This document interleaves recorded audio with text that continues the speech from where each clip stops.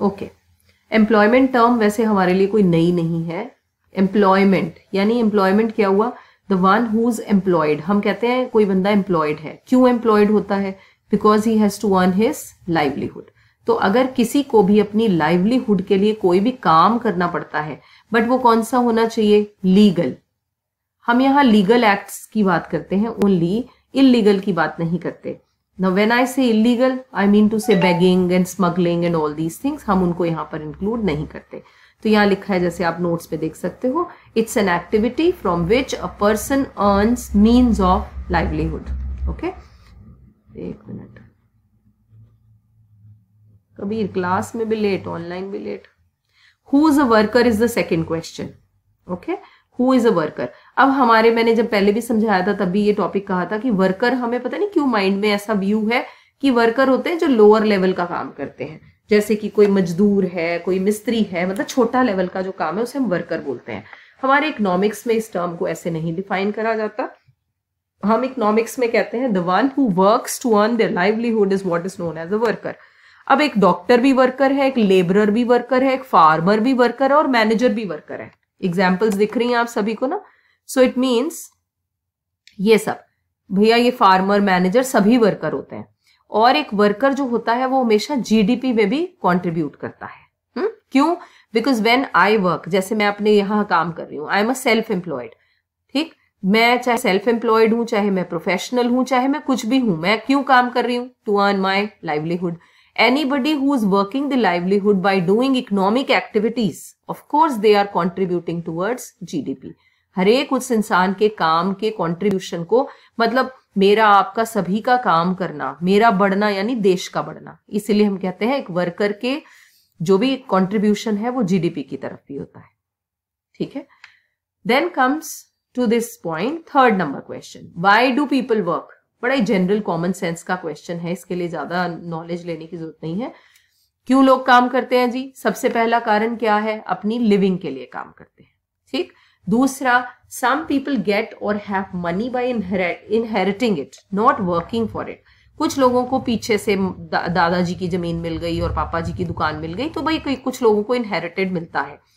This does not completely satisfy anybody.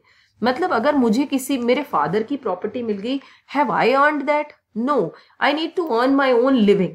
तो कुछ लोगों को ये पीछे से इनहेरिटेड चीजें जो है वो सेटिस्फाई नहीं करती, they want to prove themselves, तो इसलिए भी लोग काम करते हैं।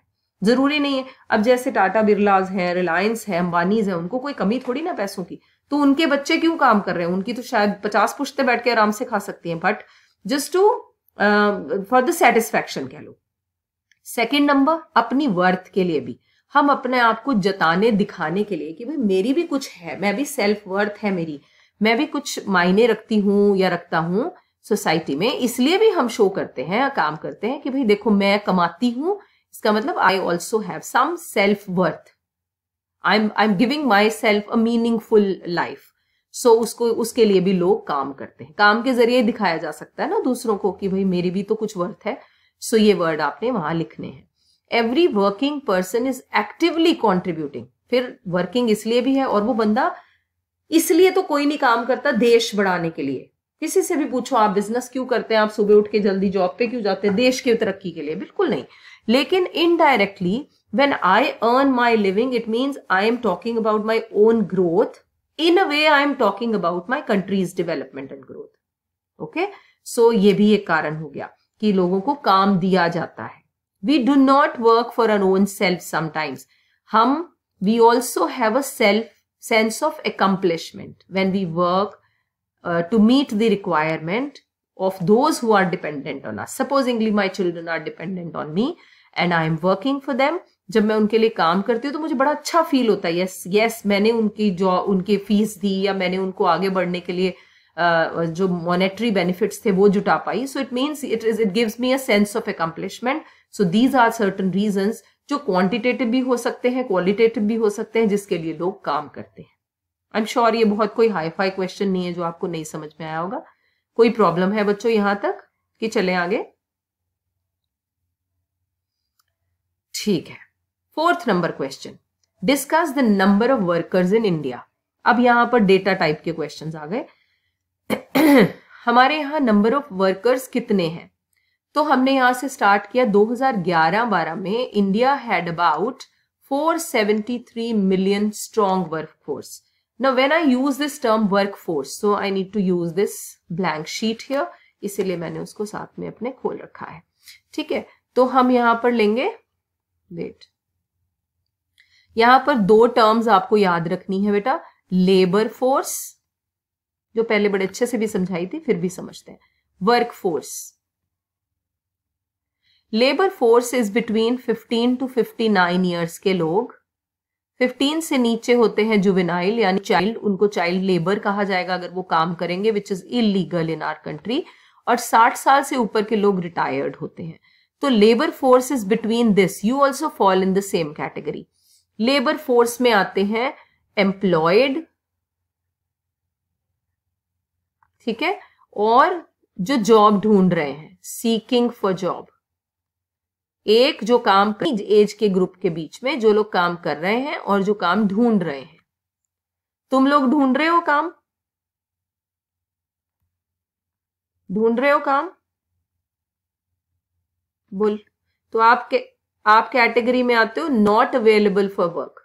अभी हम एज तो यही है हमारी, लेकिन हम अभी काम नहीं ढूंढ रहे भाई, तो आप इसमें लेबर फोर्स में नहीं गिने जाओगे.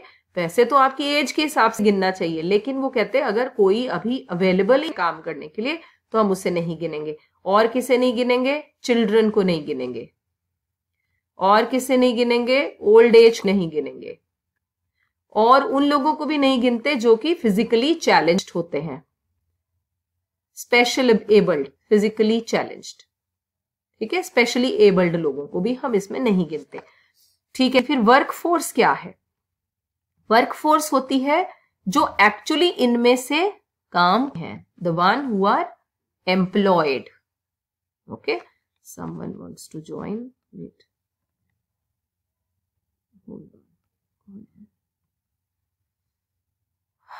गुनिनपुरी. ठीक है, तो जो एम्प्लॉयड है वो लोग आते हैं वर्क फोर्स में. I fall in this category because my age is between this and I am actually employed. यहां तक कोई तकलीफ नहीं होना चाहिए. फिर क्वेश्चन बनता है labour force minus work force किसके बराबर हो गई? कॉमन सेंस है, ये दोनों तो नलिफाई हो गए. कौन रह गए? अनएम्प्लॉयड. बात समझ में आई सभी को? लेबर फोर्स में एम्प्लॉयड अनएम्प्लॉयड दोनों है और वर्क फोर्स में सिर्फ एम्प्लॉयड है. ठीक है, तो यहां वापस आओ. ये जो टर्म यहां लिखी है 473 मिलियन, 11-12 के जो डेटा आया था उसके हिसाब से हमारे पास 473 मिलियन पीपल वर्क फोर्स है, यानी जो एक्चुअली काम कर रहे हैं. समझ में आ गया बात सभी को? ये जो मैंने साइड में लिखी है ये आगे आने हैं topic. Since majority of our people resides in rural areas. अब हमें ये भी पता है कि इंडिया की मेजॉरिटी पॉपुलेशन रूरल एरियाज में रहती है. So the proportion of workforce residing there is higher. जब ज्यादा लोग वहां रहते हैं तो काम भी ज्यादा लोग वहीं करते हैं, proportion वहां का ज्यादा है. The rural workers constitute 3/4 of 473, यानी इतने लोग जो हैं वहां रहते हैं. तो 1/4 रह गए कहां पर? अर्बन में. और बाकी सबके सब कहां बिलोंग करते हैं? 3/4. Men form the majority of workforce in India. जी हमारा देश मेल डोमिनेटिंग है. हमारा ही नहीं, बहुत सारे देश हैं. मेल डोमिनेटिंग सोसाइटी है जहां पर कहा जाता है कि पैसा कमाने की जिम्मेवारी लड़कों के सिर पर है और घर संभालने की जिम्मेवारी लेडीज के ऊपर है. ये ऐसा नेशन है जहां ये बना हुआ है सिस्टम. तो इस हिसाब से ऑफ कोर्स फिर men are working more. So we can see that 70% men are workers and 30% are women. So this is what is the ratio. ठीक है, then comes worker. Women worker में क्या है? अब विमेन को भी ब्रेक किया तो बोला कुछ विमेन रूरल में रहती हैं, कुछ अर्बन में रहती हैं. जो 1/3 ऑफ रूरल वर्क फोर्स है वो विमेन की जो है वो काम करती है. विमेन वर्कर्स में रूरल एरियाज में विमेन ज्यादा काम करती हैं और अर्बन में कम काम करती है. ठीक है राजे? 1/3 बड़ा होता है या 1/5 बड़ा होता है? कोई बताएगा मुझे? दैट्स 1/3 बड़ा होता है. हाँ, आई एम श्योर. पता है ना, कुछ बच्चे कहते हैं मैम ये 1/5 बड़ा नहीं है. नहीं भाई, ये 20% है, ये 33% है. सो भाई ये कम है, अर्बन एरियाज में लोग कम काम करते हैं और रूरल में ज्यादा। फिर इसको आगे करा, women carry out works like cooking, fetching water, ये सब घर के काम जो है वो लेडीज के हिस्से में आए हुए हैं। Fuel wood, participate in farm labour, they not paid wages in cash और in form of grains, at times they are not even paid at all. मतलब कभी तो उन्हें कैश मिल जाता है, कभी फॉर्म्स में मिलता है, जैसे वो लिखा है इन कैश, इन काइंड, कभी कभी देते ही नहीं, फ्री में ही काम हो जाता है। For this reason these women are not categorized as workers. अब जिन लोगों को काम कराया और पैसे नहीं दिए, क्या वो उनका वर्क काउंट हुआ कहीं? तो काउंट ही नहीं हुआ, हिडन अनएम्प्लॉयमेंट में आ गए। So economist have argued that these women should also be called worker, जो अपने हस्बैंड्स के साथ फार्म पर काम करती हैं। नेशनल इनकम कहता है कि हम उनके साथ इम्प्यूटेड सैलरी को काउंट करते हैं, लेकिन करते कैसे हैं? कर ही नहीं पाते होंगे, तभी तो लिमिटेशंस में कह रहे थे कि भाई हम काउंट कैसे करें। तो इस वजह से दे आर्ग्यू कि लेडीज के इन सारे कामों को, चाहे वो कुकिंग हो, फेचिंग वाटर हो, चाहे कुछ भी हो, इन सब कामों को गिना जाना चाहिए। वहां था ना नॉन मोनेटरी ट्रांजेक्शन्स हम इंक्लूड नहीं करते, so we should do that, that is what economists are arguing. So the question was India में वर्कर्स किस तरह से डिवाइड। सभी को समझ में आ गया ये क्वेश्चन? एनी कौन सा, सारा कि लास्ट पॉइंट? लास्ट में बोला जो विमेन, हमने नेशनल इनकम में अगर आपको याद हो, हमने वन ऑफ द लिमिटेशंस था कि non monetary exchanges, specially work of housewife हमने अंडरस्टैंड किया अर्बन वाली जो बेचारी मतलब चाहे मेड से ही काम करा रही हैं या जो भी खुद भी कर रही हैं, उन्हें हमें काउंट करना चाहिए। वो रूरल में कहते हैं उनका काम क्या होता है, कुकिंग करना, पानी लाना कुएं से और तालाब से, और फिर लकड़ियां काट कर लाना, बहुत काम करती हैं लेडीज।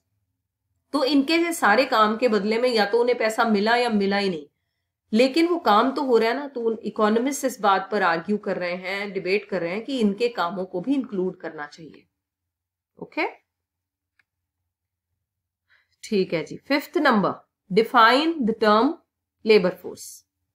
तुम में से अगर कोई ऐसा बनाए सिस्टम कि भाई लेडीज के कामों को इंडिया में कैसे मेजर किया जा सकता है, and suggest that to the nation, और उसकी केस स्टडी बना के गवर्नमेंट ऑफ इंडिया को प्रेजेंट करो। देखो वो कैसे तुम्हें आगे बढ़ाने के लिए मौका मिलता है तुम्हें, कि भाई हम कहते हैं वैल्यूएशन नहीं कर सकते, क्यों नहीं कर सकते, क्या चीज है जो पॉसिबल नहीं है? तो देश में इतनी लेडीज होती हैं, इस तरह का काम है, इस तरह से कुछ केस स्टडी बनाकर अगर प्रेजेंट किया जाए, this can be a good task. चलो, लेबर फोर्स टर्म मैंने आपको यहां बनाई थी, ये देखिए यहाँ पे लेबर फोर्स में कौन कौन आता है? पर्सन वर्किंग, जो काम कर रहे हैं, और जो ढूंढ रहे हैं और अवेलेबल हैं। आप वो हो जो नॉट अवेलेबल हो, है ना, आप तो नॉट अवेलेबल हो, यहां लिखा था ना हमने नॉट अवेलेबल। ठीक, अब नीचे लिखा ऑल पर्सन्स एज्ड 15+, मैंने यहां लिखा था 15 से 59 ईयर्स तक की एज के लेने हैं। ओके, सो इनमें से हम इन्हें इंक्लूड करते हैं। ये चार्ट को छोड़ते हैं, फॉर्मूला पे स्टिक करते हैं। अगले पेज पे आते हैं, ये पॉइंट इंपॉर्टेंट आता है कि भैया लेबर फोर्स में जो है how do we calculate, what, किन लोगों को सब्सट्रैक्ट करना पड़ेगा भाई, किन को आप लेबर फोर्स में नहीं गिनते। तो मैंने वहां लिख दिए थे कौन कौन नहीं गिनते जी। हम ओल्ड और हैंडीकैप्ड लोगों को नहीं लेते, यानी जो फिजिकली चैलेंज्ड है या बूढ़े लोग हैं। जो लोग अवेलेबल नहीं, जैसे आप। एक और कैटेगरी है जिसे हम नहीं गिनते, वो कौन है बेटा? जो काम नहीं करना चाहते, है ना। आप भी उन्हीं को पढ़ा सकते हो जो पढ़ना चाहते हैं। वही ऑनलाइन क्लास दबाकर बैठेंगे, जागे होंगे, कुछ तो लगा के बैठे सो गए होंगे या कुछ और कामों में बिजी होंगे। तो आप भी उन्हीं को पढ़ा सकते हैं जो खुद विलिंग हैं। Those who are not willing to work, government उन्हें कैसे जॉब दे सकती है? नहीं दे सकती। सो ये 3 कैटेगरीज आपको याद रखनी है कि भाई those who are willing, not willing to work, not available, and old and handicapped people. ठीक है। फिर ये लेबर फोर्स पार्टिसिपेशन रेट निकालने का तरीका क्या है? रेट का मतलब होता है रेशो निकालना उसका, ठीक है, उसकी रेट निकालना। तो उसके फॉर्मूला क्या है? जितनी पॉपुलेशन है, अब लेबर फोर्स कहां से आनी है? एडल्ट पॉपुलेशन से, क्योंकि हमने कहा कौन सी एज है, ये देखिए यहां लिखा भी है बेटा, ये लिखा है ना 15 से 59, दिख रहा है आपको? ये हिल क्यों रहा है? 15 से 59। तो लेबर फोर्स रेट निकालने का मेथड है क्या? ठीक, इसका मेथड ये लिखा है जी, फॉर्मूला लेबर फोर्स का, labour force upon adult population multiply by 100 भी होना चाहिए बेटा यहाँ पे, तो ये परसेंटेज में आ जाएगा। ठीक है, ओके। फिर आ गया वर्क फोर्स क्या है। वर्क फोर्स मैंने अभी आपको बताया था, वर्क फोर्स है जो number of people who are actually employed, यानी जो लोग एक्चुअली काम कर रहे हैं उन्हें कहते हैं ये, जो एक्चुअली एम्प्लॉयड है। फिर अनएम्प्लॉयड का फॉर्मूला क्या हुआ, मैंने वहां लिखा था labour force minus work force. ये टर्म्स को अंडरलाइन कर लो, ये पेपर में आने वाली होती हैं, इसलिए मैं इस पे ज्यादा इंसिस्ट कर रही हूँ। वो नहीं आएगा लोग काम क्यों करते हैं, ये नहीं आएगा पेपर में, है ना, ये टर्म आते हैं। Then moving further, 8th number question, how can worker population ratio be calculated. अब देखो ये बड़ा सिंपल सा फॉर्मूला है इसको समझने का। आपको कहता है वर्कर पॉपुलेशन रेशियो निकालनी है, ठीक है, वर्कर यानी पॉपुलेशन में से कितने लोग वर्क कर रहे हैं, यही निकालना है ना, पॉपुलेशन रेशियो। अब बोला कैसे निकालोगे, जितने वर्कर हैं, जितने टोटल वर्कर हैं उनको टोटल पॉपुलेशन से डिवाइड कर दो और मल्टीप्लाई बाय 100 कर दो, आ जाएगा आपका आंसर। बात समझ में आई। सो वर्कर टोटल पॉपुलेशन में से कितनी दुनिया काम कर रही है, ये क्यों चेक करना चाहते होंगे, ये देखना चाहते हैं परसेंटेज से फॉर एग्जाम्पल आई से कि भाई कंट्री में 8 लोग जो हैं वो काम कर रहे हैं, या मे बी 80 तो ज्यादा हो जाएगा, 60% लोग काम कर रहे हैं। So when we categorize this like, तो हम कहना चाहते हैं कि देखिए देश में इतने सारे लोग, जितने ज्यादा काम कर रहे हैं वो अच्छे हैं या कम काम कर रहे हैं अच्छे हैं, ये बताएगा मुझे। हायर, हाँ, तो हम कहते हैं higher the better, higher the better. भाई जितनी परसेंटेज ज्यादा काम कर रही है मतलब वो खुद के लिए भी कमा रही है और देश भी ग्रो कर रहा है। तो ये सारी रेशोज इसलिए निकाली जाती हैं क्योंकि इनके बेसिस पर सारे स्कीम्स, एम्प्लॉयमेंट स्कीम्स, अगर देश में सिर्फ 40% वर्कर पॉपुलेशन रेशो हो तो गवर्नमेंट को पता चल जाता है कि भाई there is a possibility to enhance employment, है ना, तो इसलिए यहां पर इस एरिया में स्कीम बनानी चाहिए। ठीक है राजे। अब ये आ गया some important points about worker population ratio. इसमें हमने क्या किया कि आपको ये टेबल, ठीक है, ये याद रखना है और थोड़ा सा आपको इसको कैटेगराइजेशन को समझना है कैसे। अब आप इसको सिर्फ टेबल को एनालाइज करो, ऊपर नीचे लिखी जो बातें उनको छोड़ दीजिए फिलहाल के लिए। टेबल में क्या लिखा है, मेन कितने हैं, टोटल कितने हैं, पहले देखो टोटल मेन कितने वर्कर हैं, 54.4%, ठीक है बेटा, और टोटल विमेन वर्कर कितनी है, 21.9। अब मैं अगर इन्हें रूरल के हिसाब से देखूं, रूरल में कितनी टोटल, 39.9 मिला के, ये कुछ गड़बड़ नहीं लिखा हुआ,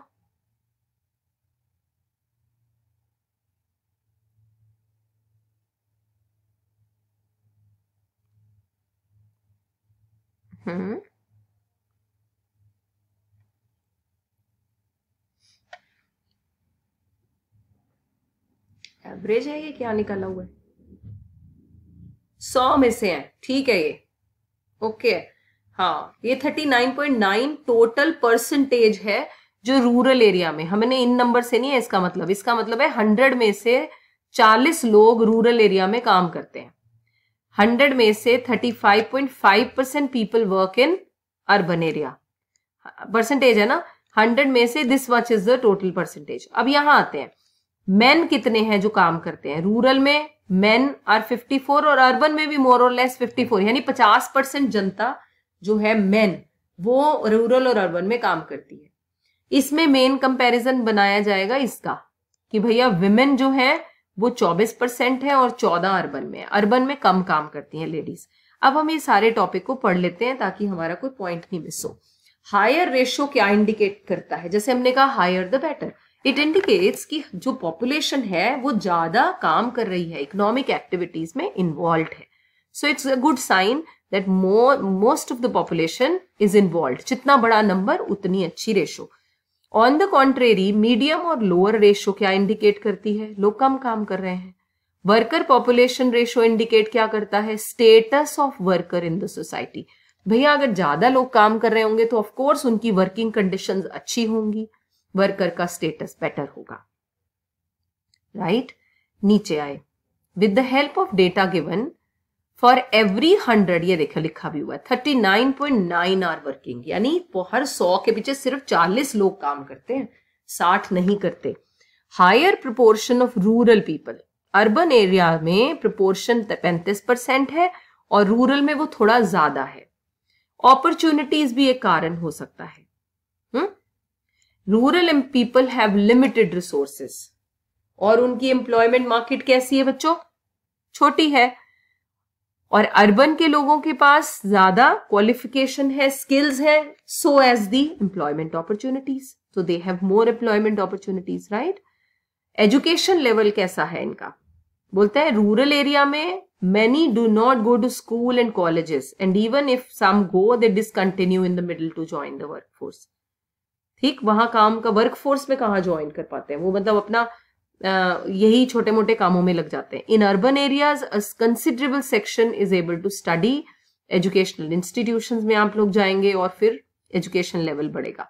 मोर women workers are there in rural area, क्यों है? It happens because people in rural area can not stay at home due to their poor economic, वहां तो नीड ही है कि हर बच्चे को भी काम करना पड़ेगा, तो इसलिए वहां पर फीमेल वर्कर्स ज्यादा काम करती हैं।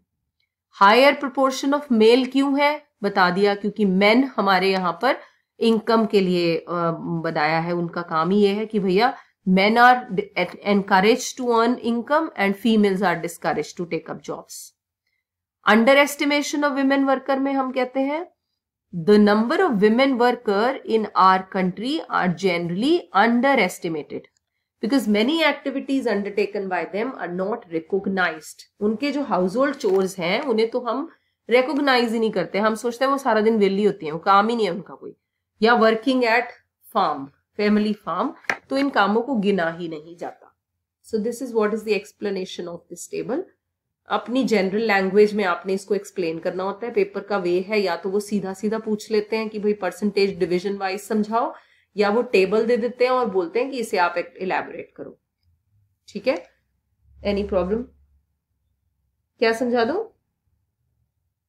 टेबल पे आ जाओ। यही बेटा टेबल को यहां नीचे उसमें लिख दिया, ये देखो टेबल को ना तुमने ऐसे स्टडी किया, मेन देखो अर्बन और रूरल में, यहां तक बस। ठीक है, मेन और विमेन, सारी कहानी समझ में आएगी। मेन जो है वो दोनों जगह ही हायर वर्क करते हैं, भाई दोनों जगह, रूरल में भी 50% से ज्यादा मेन जो है वो काम करते हैं और अर्बन में भी करते हैं। रीजन देना था, नीचे जाके दे दिया कि भैया क्योंकि मेन पर ही रिस्पॉन्सिबिलिटी होती है घर में अर्निंग करने की, so that is why men are the, men proportion of worker population is high. Women की पहले तो मेन से कंपेयर किया कम है, लेकिन विमेन की आपस में भी कंपेयर किया, रूरल और अर्बन को, देख रहे हो आप। पहले तो विमेन को इसमें कंपेयर किया 54% के कंपैरेटिवली, ये सिर्फ 24% है बेटा रूरल में, और यहां कितनी है? सिर्फ 14%। तो बोला मेन वर्सेस फीमेल जो है वो कम काम करती हैं, क्योंकि मेन के ऊपर रिस्पॉन्सिबिलिटी है घर के पैसे कमाने की। फिर विमेन को आपस में भी कंपेयर किया, रूरल में ज्यादा करती हैं, अर्बन में कम करती हैं। रूरल में इसलिए बिकॉज, हाँ ना वर्किंग पॉपुलेशन से, तभी तो यहां पीछे वाले नंबर कंफ्यूजिंग है ना, वो समझ ही नहीं आ रहे थे। तो ये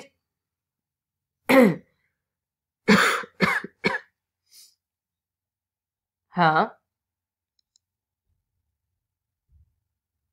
कैसे? तभी तो ना हाँ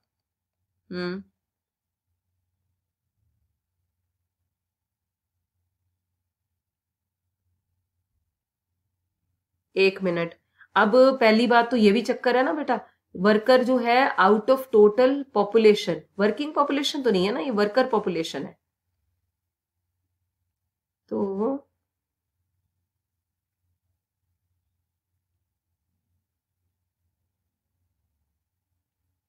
नहीं, चिल्ड्रन तो हम यहाँ काउंट ही नहीं करते ना। मुझे भी होना तो चाहिए, मुझे भी ये पीछे वाले नंबर्स जो है ना वो थोड़े से डिस्टर्बिंग से लग रहे हैं कि ये क्या लिखा है इन्होंने। फिर वो कहता है कि 100 में से अगर 39 लोग रूरल में काम करते हैं, है ना, उन 39 में से 54% इज ही ट्राइंग टू से दिस? ये देखो इसने ना यहाँ नीचे लिखा फॉर एवरी 100% 39.9 आर वर्किंग, ठीक है 40। इसका मतलब उन 40 वर्कर में 54% जो है वो रूरल मेन है और 24% रूरल फीमेल है। This is what they trying to say, I think.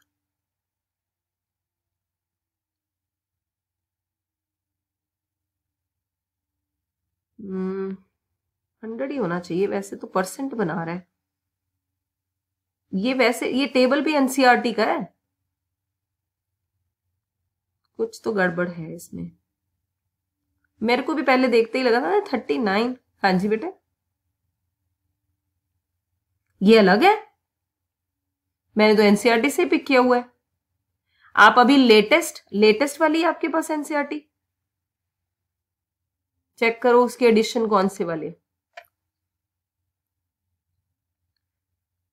ये वाली मेरी पर वो तो मैंने देखा है कल, उसमें तो है। इसका मतलब वो नई वाली में से ही डालना है ना, ऑफ कोर्स।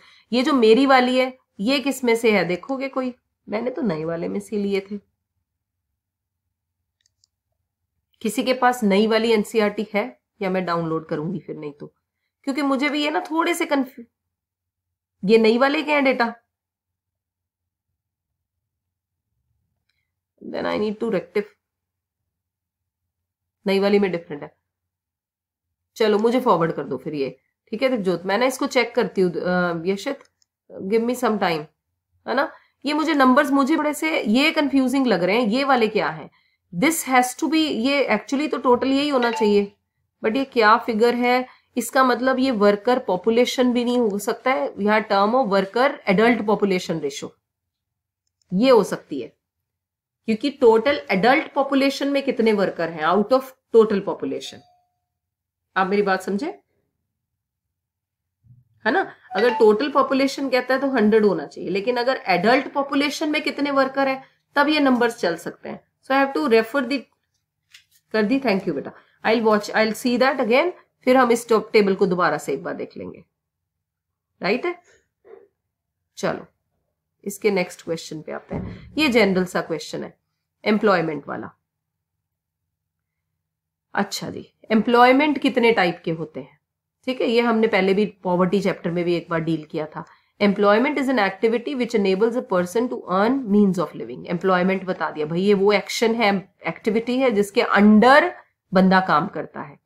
ये कितनी तरह की है? 2 तरह की, सेल्फ और wage. Wage is further categorized into 2, regular worker और कैजुअल वर्कर, राइट। यहां आ गए। सेल्फ एम्प्लॉयमेंट वाला कहता है कि भाई मैं खुद ही अपने रिसोर्स लगाऊंगा, ठीक है, ये रहा, वो अपनी ही एंटरप्राइज में खुद ही काम करता है और ऑपरेट करता है और लाइवलीहुड अर्न करता है, ठीक। 52% वर्कफोर्स देश में आउट ऑफ 100 52 जो है वो इस कैटेगरी में बिलोंग करते हैं। इसमें छोटे बड़े हर तरह के सेल्फ एम्प्लॉयड आते हैं। ये मेजर सोर्स है दोनों के लिए, मेन और वेमेन के लिए। शॉपकीपर, ट्रेडर्स, बिजनेसमैन, ये सब इसकी कैटेगरी के पार्ट होते हैं। इसे ज्यादा इलेबोरेट नहीं किया बिकॉज कॉन्सेंट्रेशन था सारा वेज वालों पर। वेज एम्प्लॉयमेंट जो है वो क्या है? एक बंदा, एक ऐसा अरेंजमेंट यहां पर आप अपनी लेबर को सेल करते हो और वेजेस अर्न करते हो, यानी अपने एक्शन, अपने काम को, अपनी एफिशिएंसी को वहां देते हो और उसके बदले में आपको पैसा मिल जाता है। ओके, सो हमने इसमें टर्म क्या यूज करते हैं? इसमें हम टर्म यूज करते हैं एम्प्लॉई एंड एम्प्लॉयर रिलेशन। ऊपर लिखा था आई एम द बॉस, यानी वो खुद ही एम्प्लॉई है, खुद ही एम्प्लॉयर भी हो सकता है, कुछ बड़े यूनिट्स में जरूरी नहीं है, ठीक है। सो इट मीन्स यहां पर फंडा क्या है? एक हायर करता है और दूसरा हायर होता है। Workers do not have any other resources except their own labour. ये कहां पर होता है? कहां हम जॉब ढूंढते हैं? जब मेरे पास अपने पैसे नहीं है फाइनेंस करने के लिए, ठीक है, मेरे पास और चीजें नहीं है लगाने के लिए या रिस्क लेने के लिए, तो मैं फिर अपनी लेबर को सेल करके अर्न करती हूँ। इसमें डॉक्टर खुद एम्प्लॉय हो तो अलग है, डॉक्टर हॉस्पिटल में काम कर रहा है तो भाई वो वेज एम्प्लॉयड हो गया। वेज एम्प्लॉयमेंट की 2 कैटेगरीज है राजे, रेगुलर एंड कैजुअल। दोनों को समझने का मेजर तरीका अच्छा क्या है? जो रेगुलर वर्कर होते हैं उन्हें रेगुलर सैलरी मिलती है, यानी उनकी जॉब परमानेंट होती है, उन्हें पता है हर रोज उठकर हमने कहाँ जाना है। बैंक एम्प्लॉई, स्कूल के टीचर, ठीक है, और कौन होते हैं, बहुत सारे बीच में आ जाएंगे, एजुकेशनल इंस्टीट्यूशंस हो गए, हर तरह में इस तरह से जहां पर उन्हें पता है रेलवे एम्प्लॉयज, मतलब भाई मेरी जॉब परमानेंट है, ये मेरे से 1 मिनट में नहीं ली जा सकती। इसमें बहुत सारे बेनिफिट्स भी मिलते हैं, जैसे यहां पर लिखा है, क्या क्या आपने लिखना है, ये परमानेंट बेसिस की होती है and it gives social security benefits, like वो जो हमने प्रोविडेंट फंड, ग्रेचुटी टर्म्स समझे थे। प्रोफेसर, टीचर, सिविल इंजीनियर जो कि कंस्ट्रक्शन कंपनी में काम करता है, ये इनका पार्ट है। हमारे देश में 18% लोग जो हैं वो इस कैटेगरी में फॉल करते हैं, रेगुलर वर्कर्स में। Okay, moving towards casual, how are they different? By looking at these females I am sure you can get to know इनकी जॉब जो है ये कैसी होती है, काम किया और पैसे ले लिए। डेली वेजर्स भी हो सकते हैं, वीकली वेजर भी हो सकते हैं। इनकी जॉब परमानेंट नहीं होती। हमारे डोमेस्टिक सर्वेंट भी कैजुअल लेबर का पार्ट होते हैं क्योंकि उनकी जॉब परमानेंट नहीं है। मुझे एक अच्छा मेड, अच्छा ड्राइवर मिला तो मैं पिछले वाले को निकाल सकती हूँ अगर मुझे उससे कोई भी दिक्कत है, मुझे उसको कोई नोटिस पीरियड देने की जरूरत नहीं है। So their job is not permanent, उनकी income is not regular, they even have to work on holidays and Sundays, only then they get their money, otherwise हम उनके पैसे भी काट कर सकते हैं। सो इसका मतलब इन्हें कोई जॉब सिक्योरिटी नहीं, इनका कोई सोशल बेनिफिट नहीं, इन्हें कोई प्रोटेक्शन भी नहीं गवर्नमेंट से। मतलब मैं उनसे पूरा महीना काम करा के अगर मैं उसको बोलूं नहीं नहीं मैंने तुम्हें पैसे नहीं देने, तो I can do that because they can not sue me in the court, क्योंकि हमारा कोई रिटर्न अग्रीमेंट नहीं हुआ। जबकि जो फॉर्मल जॉब में होते हैं, रेगुलर जॉब में होते हैं, उनको इस तरह से नहीं निकाला जा सकता। इसमें हमारी 30% पॉपुलेशन इन्वॉल्व है। कितनी? और पहले वाले में कितनी थी याद है?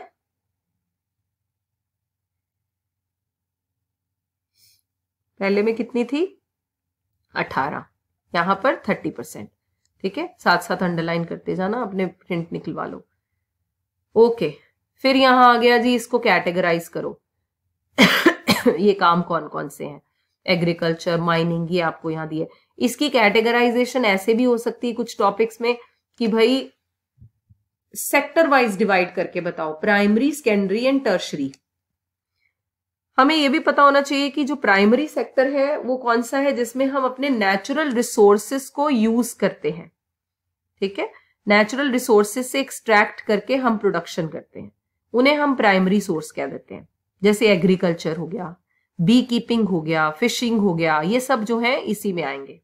राइट, फिर आ गया सेकेंडरी। सेकेंडरी में हम प्रोडक्शन कर रहे हैं, रॉ मटेरियल मुझे हो सकता है एग्रीकल्चर से मिला या प्राइमरी सेक्टर से मिला और मैंने यहां पर कन्वर्ट किया, प्रोडक्शन की उसके ऊपर, तो वो हो गया सेकेंडरी। टर्शरी सेक्टर और service sector, I am sure you all know that कि it's a link between primary and secondary, और ये अब सर्विस ही देता है, ये कोई चीज नहीं बेचता, इसमें ओनरशिप नहीं चेंज होती। बात आई समझ में सभी को? So these are certain things. Trade किस में आता है? ट्रेडिंग, आपने सिर्फ ट्रेडिंग की, प्राइमरी, सेकेंडरी, टर्शरी, पता है? सेकेंडरी में आएगा ट्रेड, बाकी बता। टर्शरी, बेटे ट्रेड में हमने प्रोडक्शन नहीं ना की, I am only dealing between, making a deal between A and B person.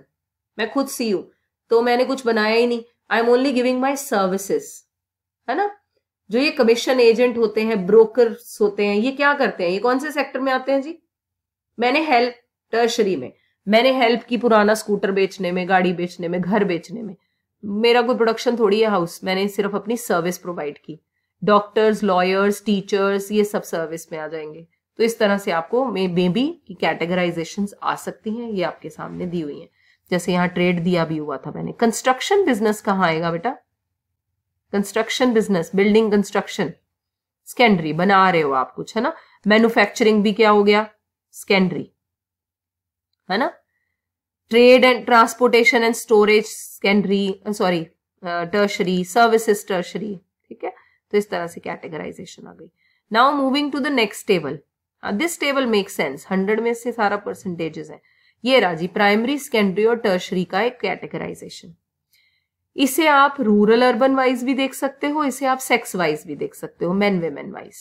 Okay, पहले हम इसे एनालाइज करते हैं रूरल अर्बन वाइज। अगर 100 लोग रूरल में हैं तो उनमें से majority of the population is engaged in primary, we know that because the prime business there is agriculture. 20% वहां लोग जो हैं वो सेकेंडरी में है और 15% टर्शरी में। अर्बन में प्राइमरी है ही नहीं, इसीलिए 6.7% है।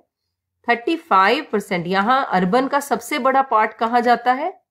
सर्विस सेक्टर में। ठीक है, सो अर्बन का बहुत बड़ा पार्ट जाता है सर्विस सेक्टर में। अब मैं अगर इसे कैटेगराइज करूं सेक्स वाइज, मेन में आते हैं। 100 में से majority of the men are working in primary sector and then second level पर tertiary and then come secondary. Secondary इसलिए भी लो है क्योंकि हमारे देश में सेकेंडरी की ग्रोथ अभी है भी नहीं ज्यादा। ओवरऑल अगर हम देखें इंडिपेंडेंस से लेकर अब तक, तो सेकेंडरी बड़ा ही कितना है? 12 से 15-18% पे तो आया है। तो वहां वर्कर पॉपुलेशन शिफ्ट होएगी कैसे? बड़ा शिफ्ट कहां गया? प्राइमरी वाले लोग कहां चले गए? कहां चले गए प्राइमरी वाले? सेकेंडरी में कि टर्शरी में? टर्शरी में चले गए। और अगर विमेन का कंट्रीब्यूशन देखें तो भैया विमेन ज्यादा प्राइमरी में होती है, मतलब 100 में से 62 तो प्राइमरी में एंगेज है। ये वही विमेन है जो रूरल एरियाज में ज्यादातर लेडीज जो हेल्प करती हैं फार्म पर अपने हस्बैंड्स का। And then come 20% secondary. Production houses में भी लेडीज बहुत काम करती हैं जहां पर उन्हें फिजिकल इनपुट से काम है। टर्शरी में क्योंकि it is all about using your management skills and more of your communication skills and all, यहां पर रेशो देखो फीमेल का कितना कम है। ऑफिसेज में जाना अलाउड नहीं होता, फैक्ट्रीज में जाना अलाउड है और खेतों पर काम करना अलाउड है। सो this is what is the segregation of the man power in this sector wise. अगर हम यहां पर ये भी देखें, पाई डायग्राम को ऑब्जर्व करें तो सेम ऊपर का बनाया, ये देखिए यहां से लिया इन्होंने, ये वाला टोटल वाले नंबर से बनाया बेटा। ठीक है, so these are the ones कि भैया 100 में से अगर हम देखें तो primary takes 50% of account in the country and rest जो बच गया उसका आधा, मोर और लेस आधा जो है वो सेकेंडरी और टर्शरी का हो जाता है। तो इसी चीज को यहाँ पे एक्सप्लेन भी कर दिया जो जो हमने ऊपर बोला है। ठीक है, इसको आप एक बार रीड कर लेंगे। चलो एक बार देख लेते हैं। Primary sector is the main source, underline किया।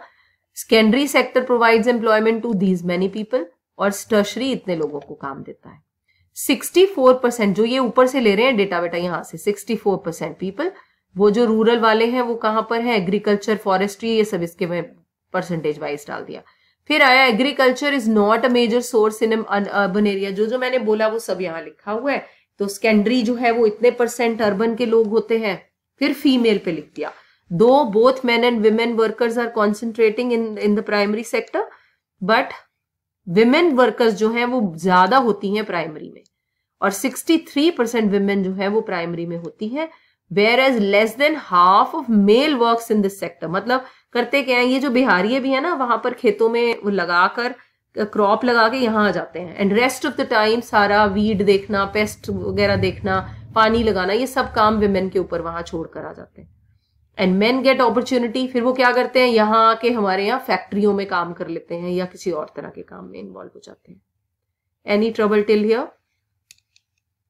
किसी को कोई कंसर्न, कोई क्वेश्चन? एक वो टेबल छोड़ के हाँ दोबारा सुनो। जबकि हम कह रहे हैं कि भैया मेन और विमेन दोनों ही प्राइमरी में हाई काम करते हैं। ये देखो ऊपर, ये देखिए, अगर मैं प्राइमरी सेक्टर देखूं तो मेन और विमेन वाइज, ठीक है, आपस में अगर कंपेयर करें तो दोनों रेशो ज्यादा है, लेकिन ज्यादा किसकी है? फीमेल की ज्यादा है। तो वो कहते हैं वो क्या करते हैं, मेन, ये लिखा, women workers concentration is high there. कहां पर? प्राइमरी में। 63% female workforce is employed in primary, whereas less than half of male work in that sector. मतलब 63 इनका है तो मेल का कितना देखा है? 43 है। तो बोले वो जो है लेस देन हाफ, मतलब 100 में से भी 50 से भी नीचे वाला है 43%। तो भैया ये कम है और ये हाफ से ज्यादा है। मेन को अपॉर्चुनिटी बाहर जाकर मिल जाती है सेकेंडरी सर्विस में, जबकि फीमेल को या तो मिलती नहीं या वो घर के कामों के साथ साथ एग्रीकल्चर को मैनेज करती है। Okay, right. आगे चले या आज के लिए इतना काफी है?